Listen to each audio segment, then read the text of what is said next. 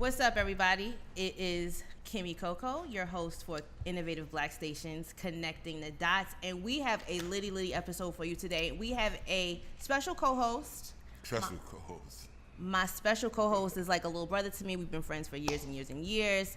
My homeboy, D-Will. Give everybody, D-Will's in the building. What's up, D-Will? We have a special guest, Bellini Art. He's extra special. Bellini Art, part of the hip-hop narrative in the ATL hip-hop culture, the Black Picasso. That's the Black Bob Ross right there. That's my man, the mom. We definitely are going to turn up and be extra excited in here today. You might see some things you've never seen before because it is our producer, Jay Black's birthday week. Yeah. Happy birthday, boy.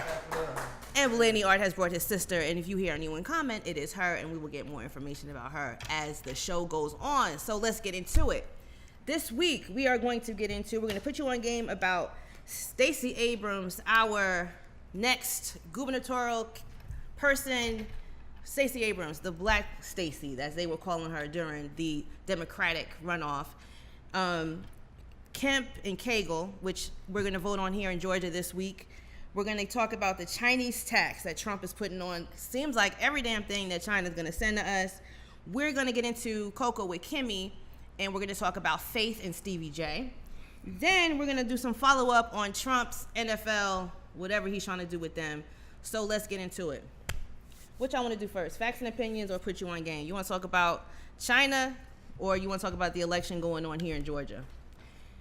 Let's talk about Georgia. Let's talk about Georgia. All right. So the Republican primary is coming up this week, Tuesday. Georgians will have to decide if they're going to let Cagle or Brian Kemp run for the governor in the Republican category.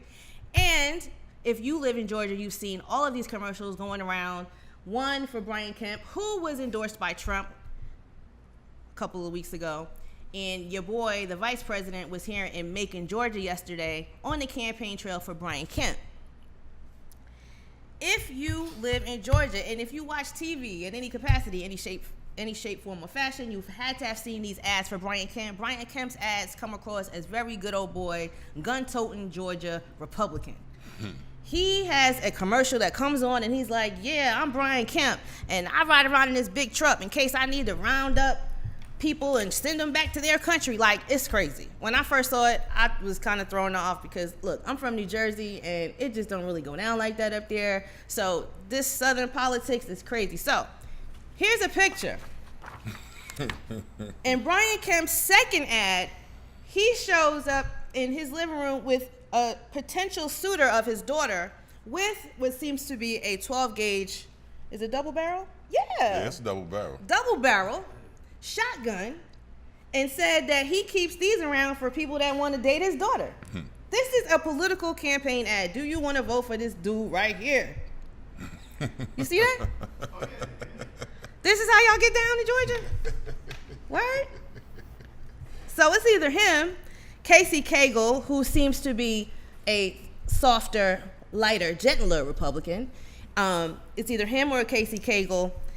And like I said, Donald Trump has gone ahead and supported and endorsed this dude with the gun that rides around looking for illegal immigrants to deport. He got a bunch of commercials and stuff too now. And yeah, this is number 2. The first one was when he was blowing up stuff and riding around trucks, rounding up illegal immigrants.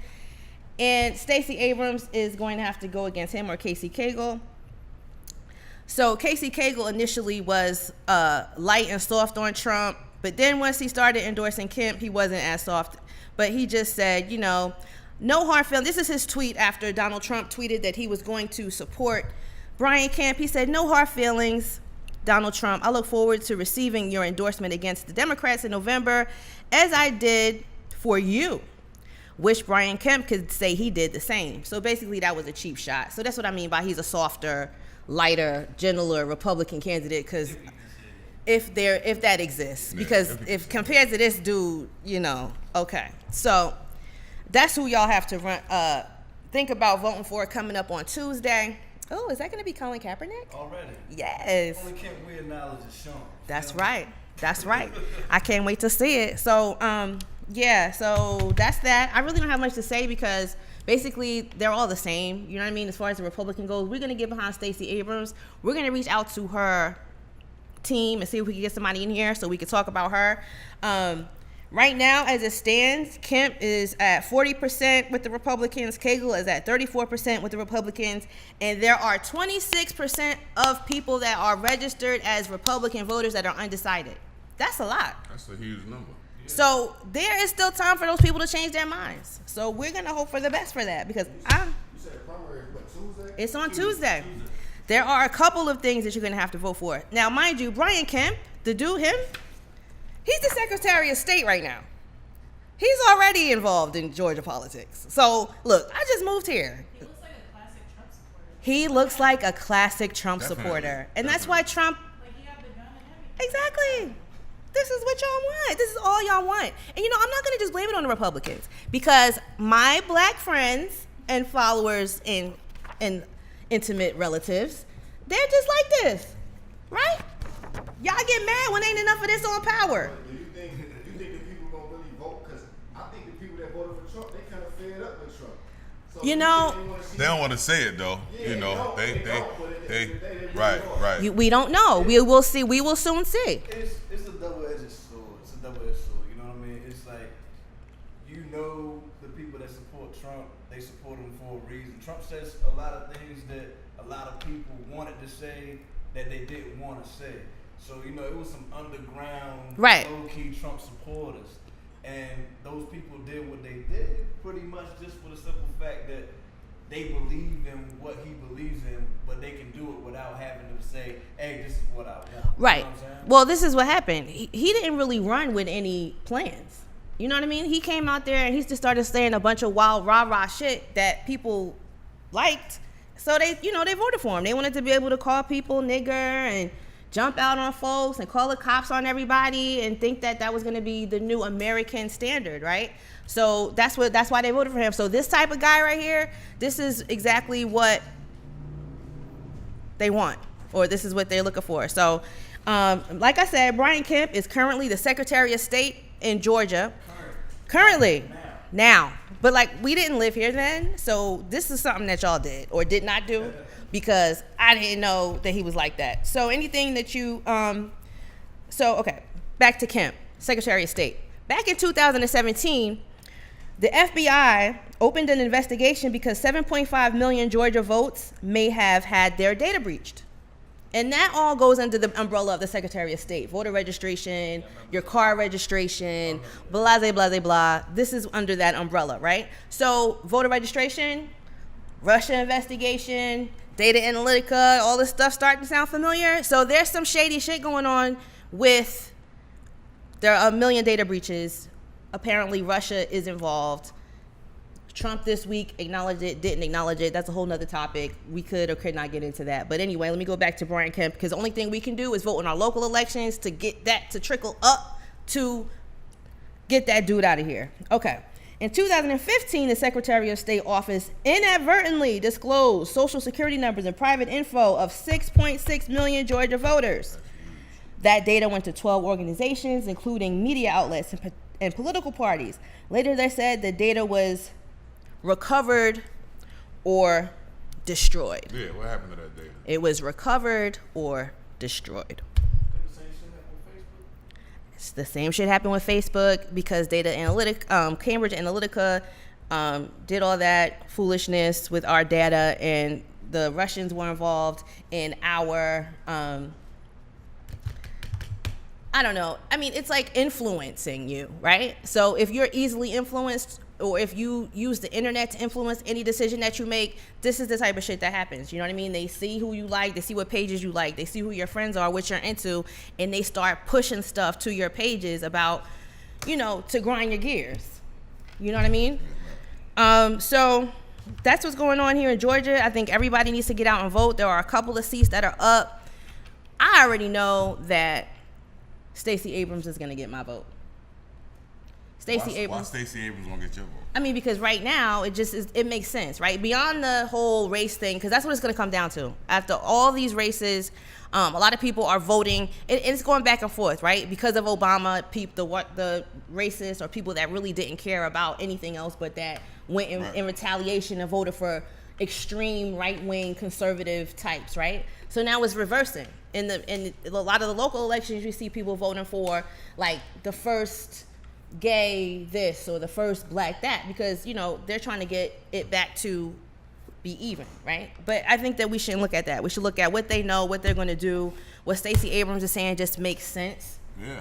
And it makes sense for everybody. People tend to vote for things that are just specific to them, but you have to think we live in a world that has a global economy, and we're going to talk a little bit about that in our next segment. But yeah, it's a global economy. You can't just vote for things that are going to affect your neighborhood. You can't just vote for things that are going to affect. But isn't that really what we vote for? Like, you know what I'm saying? Like stuff that's going to affect you. Yeah, it's the masses all together, but when you look at the percentage of people that have money, the have-nots, of course the have-nots, their views is gonna be more of them.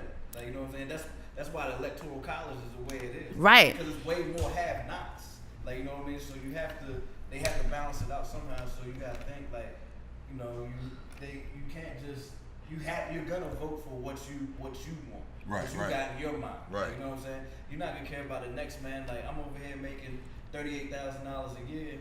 Why do I care about if you own a business, if you can get a tax break? That's not me. Right. You know what I'm saying? That's not me. So I don't care about that. So I mean, just vote. Vote, the period. Right. Yeah. That's the point. These people that you're talking about are the people that don't vote. And, we sit here and talk and we have these conversations, but we need to realize that without our vote, our words are not going to be heard. You understand what I'm saying? And the people, that speak out the most, this is why we here. Is to, to educate everybody that need to say something, voice your opinion. Voice your opinion, right. Just be heard. Just be heard. Just be heard, because the more us vote, the more we can be heard. And no matter how many times we stress this, this fact that, vote. We got to get out here and vote and make this change. We definitely do. Especially here in Georgia. I honestly think that the African American population in Georgia is underrepresented in government. You really wouldn't know, but Georgia has a very rural areas. There's only a couple of cities, major areas in Georgia, like Atlanta, Athens, maybe, because that's like more of a college town. Augusta. I mean, it's mostly rural. Yeah, because no. I'm just admiring your artwork. I just love it. Yeah. So, vote. That's the bottom line. If you want to affect the presidency, you have to first affect your city, your municipality, your state. So go out, Georgia, on Tuesday. Well, actually, you have to have been a registered Republican. I don't know how many of those we have.